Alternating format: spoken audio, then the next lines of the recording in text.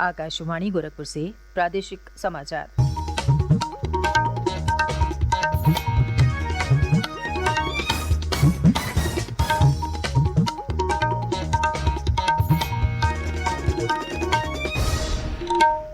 नमस्कार। समाचार बुलेटिन के साथ मैं सुकीर्ति अस्थाना। पहले मुख्य समाचार। प्रधानमंत्री नरेंद्र मोदी ने आजादी के अमृत महोत्सव से स्वर्णिम भारत की ओर के शुभारंभ समारोह को वर्चुअली किया संबोधित। कहा, राष्ट्र के विकास में ही देशवासियों का विकास है समाहित। पहले चरण के चुनाव के लिए नामांकन पत्र दाखिल करने का आज अंतिम दिन। 14 फरवरी को होने वाले दूसरे चरण के मतदान के लिए आज जारी होगी अधिसूचना। मुख्यमंत्री योगी आदित्यनाथ ने शीतलहर में निराश्रितों के लिए रैन बसेरों के संचालन और टीईटी परीक्षा को सुचारू रूप से संपन्न कराने के दिए निर्देश। और कांग्रेस ने प्रदेश में 16 महिलाओं सहित 41 उम्मीदवारों की दूसरी सूची जारी की।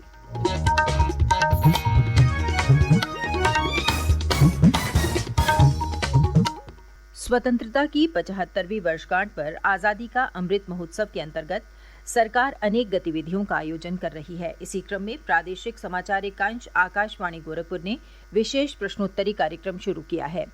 इसके तहत हर सप्ताह बृहस्पतिवार को प्रादेशिक समाचार बुलेटिन में श्रोताओं से देश के स्वाधीनता संग्राम और उसके गौरवशाली इतिहास पर एक प्रश्न पूछा जाता है। कल की क्विज में हमारा प्रश्न था, क्रांतिकारियों द्वारा काकोरी में ट्रेन डकैती की ऐतिहासिक घटना, जिसे काकोरी कांड भी कहा जाता है, किस वर्ष हुई थी? सही जवाब है वर्ष 1925 में। इस सप्ताह के भाग्यशाली विजेता हैं बरेली जिले की तहसील नवाबगंज के गांव जासपुर के कक्षा 11वीं के छात्र आकाश को आकाशवाणी परिवार की ओर से बहुत बहुत बधाई। मेरा नाम आकाश है। मैं जिला बरेली तहसील नवाबगंज ग्राम जासपुर का रहने वाला हूँ। मैं आकाशवाणी से प्रसारित समाचार डेली सुनता हूँ और मुझे बहुत अच्छी जानकारी मिलती है। आज मैं क्विज प्रतियोगिता का विजेता सदस्य बना हूँ। मुझे बहुत खुशी हो रही है। भारत सरकार के द्वारा अमृत महोत्सव कार्यक्रम शुरू किया गया है। यह एक बहुत अच्छी पहल है, जिससे हमारे देशवासियों को हमारे स्वतंत्रता सेनानियों के बारे में जानकारी मिलती है। इसी प्रकार आकाशवाणी ने क्विज प्रतियोगिता शुरू की है। यह बहुत अच्छी पहल है। इसके लिए मैं आकाशवाणी और भारत सरकार का तहे दिल से शुक्रिया करना चाहता हूँ। जय हिंद, जय भारत। अमृत महोत्सव क्विज श्रृंखला का अगला प्रश्न अगले सप्ताह बृहस्पतिवार को श्रोताओं से पूछा जाएगा। अब समाचार विस्तार से। प्रधानमंत्री नरेंद्र मोदी ने कहा है कि देश और देशवासियों के सपने एक ही हैं और राष्ट्र के विकास में ही हमारी प्रगति निहित है। प्रधानमंत्री नरेंद्र मोदी ने कल वीडियो कॉन्फ्रेंस के माध्यम से राष्ट्रीय स्तर पर आजादी के अमृत महोत्सव से स्वर्णिम भारत की ओर कार्यक्रम को संबोधित करते हुए ये बात कही। उन्होंने कहा कि यही भावना और समझ नए भारत के लोगों की सबसे बड़ी ताकत बनती जा रही है। हमारी निजी और राष्ट्रीय सफलताएं अलग अलग नहीं है। राष्ट्र की प्रगति में ही हमारी प्रगति है। हमसे ही राष्ट्र का अस्तित्व है और राष्ट्र से ही हमारा अस्तित्व है। ये भाव, ये बोध नए भारत के निर्माण में हम भारतवासियों की सबसे बड़ी ताकत बन रहा है। आज देश जो कुछ कर रहा है उसमें सबका प्रयास शामिल है। सबका साथ, सबका विकास, सबका विश्वास, आज एक और बात, सबका प्रयास, ये सब देश का मूल मंत्र बन रहा है।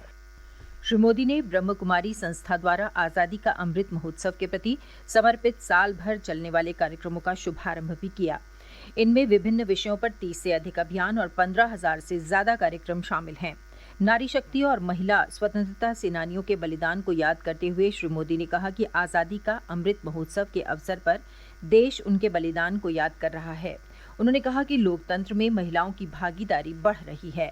बेटी बचाओ बेटी पढ़ाओ की सफलता का जिक्र करते हुए उन्होंने कहा कि इस योजना से लिंगानुपात में सुधार हुआ है और ये नए भारत का साफ संकेत देता है।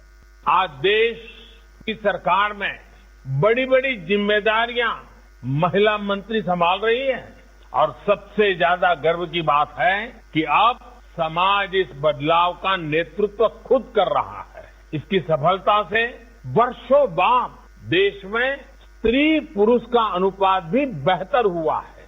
ये बदलाव इस बात का स्पष्ट संकेत है कि नया भारत कैसा होगा, कितना सामर्थ्यशाली होगा।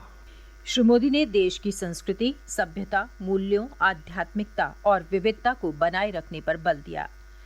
प्रदेश में 10 फरवरी को होने वाले पहले चरण के चुनाव के लिए नामांकन पत्र दाखिल करने का आज अंतिम दिन है। अब तक कुल 388 उम्मीदवारों ने अपने नामांकन पत्र दाखिल किए हैं। कल 205 प्रत्याशियों ने नामांकन भरा। पहले चरण में 10 फरवरी को 11 जिलों की 58 विधानसभा सीटों पर वोट डाले जाएंगे। प्रदेश में विधानसभा चुनाव के दूसरे चरण के मतदान के लिए नामांकन पत्र दाखिल करने की प्रक्रिया आज अधिसूचना जारी होने के साथ शुरू हो जाएगी। दूसरे चरण का मतदान 14 फरवरी को होगा। इसमें 9 जिलों सहारनपुर, बिजनौर, अमरोहा, मुरादाबाद, बरेली, रामपुर, संभल, बदायूं और शाहजहांपुर के 55 विधानसभा क्षेत्रों में वोट डाले जाएंगे, जिसमें 9 सीटें अनुसूचित जाति के लिए सुरक्षित हैं। दूसरे चरण के चुनाव के लिए 28 जनवरी तक नामांकन पत्र दाखिल किए जा सकते हैं। 29 जनवरी को नामांकन पत्रों की जांच की जाएगी। नाम वापस लेने की अंतिम तिथि 31 जनवरी है। दूसरे चरण के दौरान इन सभी 9 जिलों की 55 सीटों पर कुल 2,01,42,441 मतदाता अपने मताधिकार का प्रयोग कर सकेंगे। प्रादेशिक समाचार आप आकाशवाणी गोरखपुर से सुन रहे हैं। ये समाचार बुलेटिन हमारे YouTube channel AIR news Gorakhpur और ट्विटर हैंडल AIR News_GKP पर भी उपलब्ध है। मुख्यमंत्री योगी आदित्यनाथ ने शीतलहर में गरीबों और बेसहारा लोगों को राहत पहुंचाने के लिए रैन बसेरों का प्रभावी संचालन करने के निर्देश दिए हैं। श्री योगी कल लखनऊ में अधिकारियों के साथ बैठक कर रहे थे। उन्होंने कोरोना संक्रमण से बचाव के मद्देनजर विशेष सतर्कता और सावधानी बरतने का जिक्र करते हुए अधिकारियों से कोविड प्रोटोकॉल का पूरी तरह पालन कराए जाने के भी निर्देश दिए। श्री योगी ने कहा कि कोरोना संक्रमण से बचाव और उपचार की व्यवस्थाओं को लगातार मजबूत बनाए रखना चाहिए। मुख्यमंत्री ने आगामी 23 जनवरी को प्रस्तावित TET परीक्षा को सुचारू रूप से संपन्न कराने के लिए सभी जरूरी और प्रभावी प्रबंध किए जाने के भी निर्देश दिए। उन्होंने कहा कि शिक्षक पात्रता परीक्षा संपन्न कराने के दौरान संदिग्ध और अराजक तत्वों पर विशेष नजर रखी जाए। श्री योगी ने कहा कि पेपर लीक जैसी किसी भी प्रकार की घटना बर्दाश्त नहीं की जाएगी और पेपर लीक होने की दिशा में जिलाधिकारी, बेसिक शिक्षा अधिकारी और परीक्षा केंद्र प्रभारी जिम्मेदार होंगे। अखिल भारतीय राष्ट्रीय कांग्रेस ने विधानसभा चुनाव के लिए कल 41 उम्मीदवारों की दूसरी सूची जारी की। इस सूची में 16 महिला उम्मीदवारों को टिकट दिया गया है।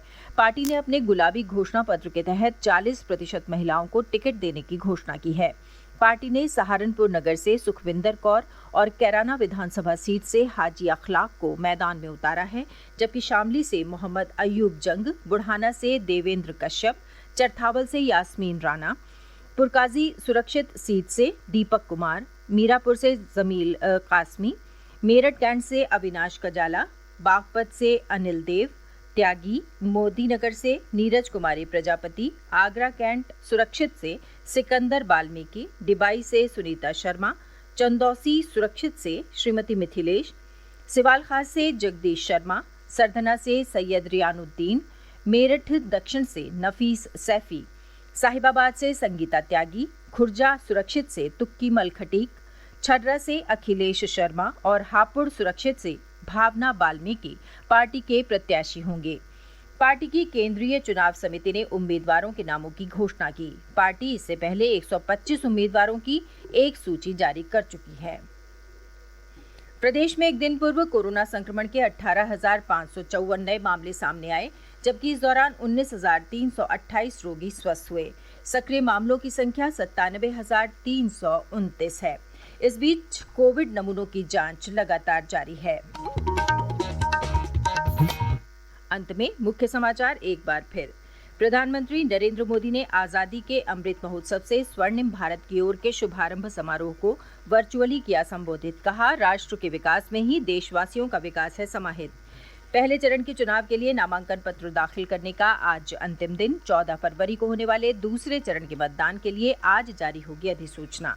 मुख्यमंत्री योगी आदित्यनाथ ने शीतलहर में निराश्रितों के लिए रैन बसेरों के संचालन और TET परीक्षा को सुचारू रूप से संपन्न कराने के दिए निर्देश। और कांग्रेस ने प्रदेश में 16 महिलाओं सहित 41 उम्मीदवारों की दूसरी सूची जारी की। इसके साथ ही समाचार बुलेटिन समाप्त हुआ। नमस्कार।